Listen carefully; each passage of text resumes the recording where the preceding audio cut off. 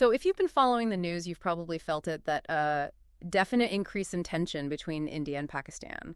It's well, it's hard to say if it's still climbing or maybe just paused, but things are definitely on edge. They really are. It's striking just how quickly things heated up this time. It really shows how fragile that relationship can be, doesn't it? Absolutely. And the spark, according to our sources, seems pretty clear. That awful terrorist attack back on April 22nd, 2025. In Pahalgam, that's in Indian-administered Kashmir. Mm-hmm. A devastating incident, 26 people killed, and crucially, one Nepali citizen among them. Yeah, that detail is important for our discussion. Now, a group called the Kashmir Residents took responsibility. They said they're fighting for Kashmiri independence and, well, specifically targeting non-Muslim Indian activities. Right, they've been active in the region before, pushing for integration with Pakistan. But India wasn't buying that as the whole story. No, they immediately pointed fingers. They accused the Kashmir Residents group of having, strong ties to Lashkar-e-Taiba. Which is, of course, a major Pakistan-based organization. And that accusation really set things off in India. Understandably. Especially since the victims, apart from the Nepali national, were Hindu tourists. You saw this huge public outcry, immense pressure on the government to hit back hard. And Prime Minister Modi's statements reflected that. Very strong language, promising a, quote, severe response. No ambiguity there. Exactly. So that's the setup. The attack, the accusations, the public anger.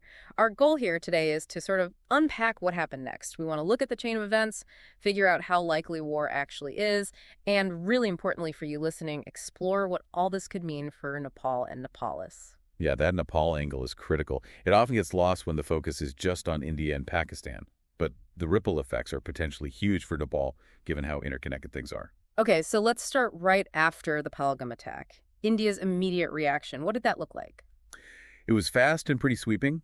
They shut down border crossings, stopped trade routes with Pakistan, a major physical disconnect right there. Wow, okay. Then they canceled visas for Pakistani diplomats, citizens too.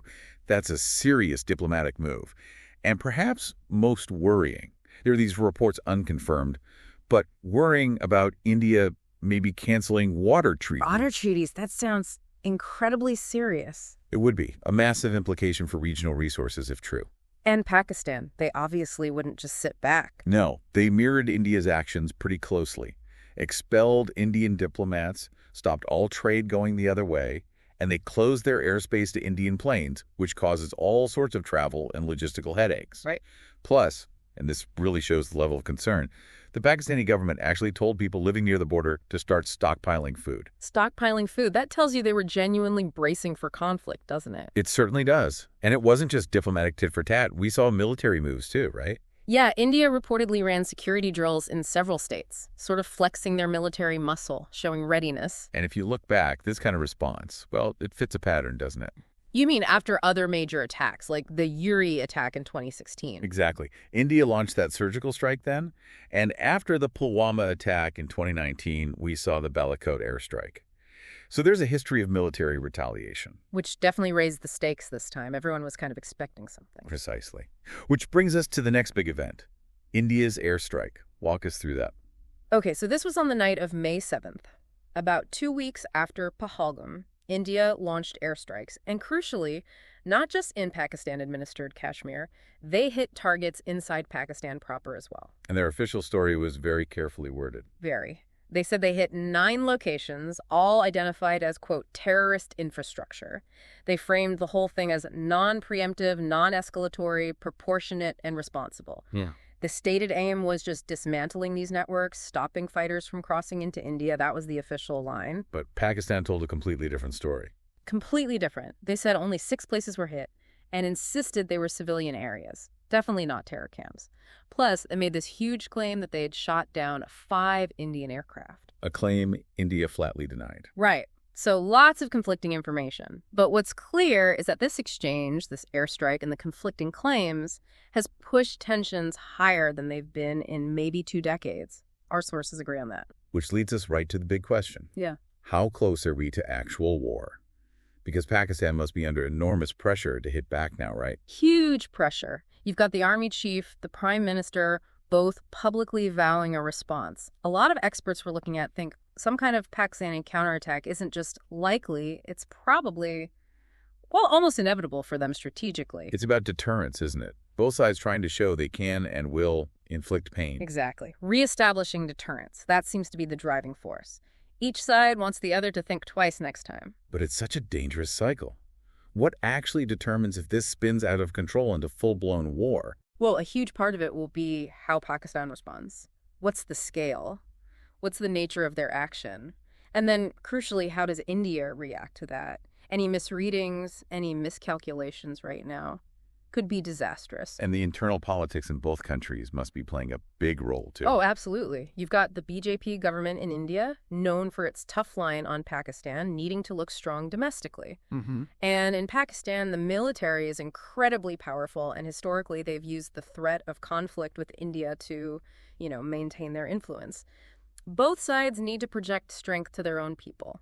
Which just keeps the tension simmering and increases the risk of someone making a mistake? It feels like very high-stakes brinkmanship. The room for error seems vanishingly small right now. So war is definitely possible, but maybe not.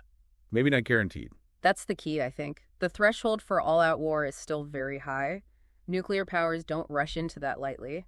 But the danger of tripping over that threshold by accident through miscalculation feels much higher than usual. Okay, let's think of a worst-case scenario. If war does break out, what could it look like? We have some data on their military strengths, right? We do. The Global Firepower Index ranks India 4th globally, Pakistan 12th. So on paper, India looks stronger. But paper strength isn't everything, is it? Definitely not. Look at Russia and Ukraine. Everyone expected a quick Russian victory based on military size, but it's become this long, drawn-out conflict with huge losses for Russia. So simple rankings don't tell the whole story. And we have assessments from experts on what an India-Pakistan war might actually involve. Yes, we looked at analysis by Arison Kaz, a defense and national security expert. He predicts that even just an air war between them would likely cause massive casualties on both sides, probably without a clear winner. Grim. And then there's the ultimate fear. The nuclear dimension. Kaz highlights this too. Both countries have nuclear weapons. Right. And he warns there's a real danger, if things escalate conventionally, that it could spill over into nuclear use. Annihilation. It's a terrifying prospect. There was that Rutgers University study, too, wasn't there? About the global impact. Yeah, that painted an absolutely catastrophic picture, suggesting a nuclear war between India and Pakistan could kill over 1 billion people worldwide through famine and climate effects. Now, that's an extreme scenario, obviously, but it shows the stakes. Even short of nuclear war, a conventional conflict would be devastating. Absolutely. Think about the past wars between them. 4 major conflicts already, causing over 30,000 deaths, 80,000 injuries, and weapons are much more lethal now. The human cost would be immense. So this brings us squarely to Nepal. How does all this potentially impact Nepal and its people? Where's the most immediate danger? The most direct, heartbreaking risk is for the Nepalis serving in the Indian Army, the Gurkha soldiers. There are around 34,000 of them across 7 regiments. And they'd be on the front lines. Almost certainly. And history shows that during wartime, recruitment often ramps up. So you could see more young Nepalis drawn into the Indian Army, potentially increasing Nepali casualties even further. A terrible prospect. Yeah. What about Nepalis living and working outside the military? There's a huge number of Nepalis in India. The official figure is 6 million, but estimates suggest it's actually much, much higher. Right.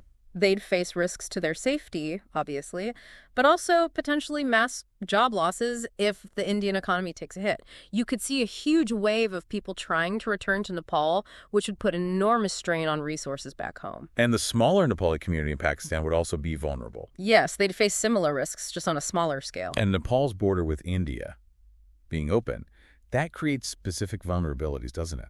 It does.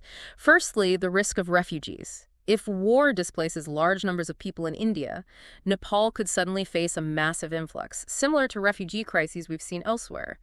Managing that would be incredibly difficult. And the security implications. Yeah, there's also the worry that an unstable situation could lead to more cross-border infiltration, maybe terrorists trying to use the open border to transit towards India. Okay, let's talk economics. Nepal relies heavily on India. How would a war affect that? Hugely. Nepal imports something like 900 billion Nepali rupees worth of stuff from India every year. That's over 60% of all imports. Wow, that's massive dependency. It is, and it includes essentials, fuel, food, medicine, fertilizer, building materials. War would almost certainly disrupt those supply chains badly. Think shortages, price hikes. Like the 2015 blockade, but potentially much worse. Exactly. The blockade gave us a taste of how vulnerable Nepal is. A full-scale war next door would be exponentially more damaging to supplies and prices. And it's not just goods, it's the currency too, right? The peg. That's another big one. Right. The Nepali rupee is pegged to the Indian rupee. So if the Indian rupee weakens because of the conflict, and we've already seen some initial wobbles, the Nepali rupee automatically weakens too. Which makes everything imported from outside India more expensive. Precisely. Anything priced in dollars, for instance, suddenly costs more Nepali rupees. It just adds another layer of economic pain. So economically, it looks pretty grim for Nepal. What about the diplomatic tightrope they'd have to walk? That's incredibly tricky. Nepal has always tried to maintain good relations with both India and Pakistan. A war puts immense pressure on that balancing act. Pressure to take sides. Potentially, yes, or at least navigate very carefully. Nepal officially has a non-aligned foreign policy, aims for neutrality, but sticking to that while also potentially trying to advocate for de-escalation would be a major test. Especially given past criticisms of Nepal's diplomatic responses in other regional issues. Right. This situation would really test Nepal's diplomatic skill and capacity to the limit. And circling back to the absolute worst-case nuclear war, the impact on Nepal would be unimaginable, catastrophic. Forget just supply chains. We're talking widespread death, long-term radiation poisoning, environmental collapse across the entire region. Nepal wouldn't be spared. So even short of that nightmare, a conventional war means a massive economic crisis, shortages, instability right on Nepal's doorstep. Exactly. Even without nuclear weapons, the fallout, economic, social, humanitarian, would be severe for Nepal. It's quite sobering to see how in both India and Pakistan, you sometimes hear these voices, segments of the public almost, cheering for conflict. It is worrying. It often feels like it comes from a place that doesn't fully grasp the reality of war. The posters, the slogans, they don't show the actual horror, the loss of loved ones, the destruction people force from their homes. The sheer human cost gets lost in the nationalism sometimes. It does.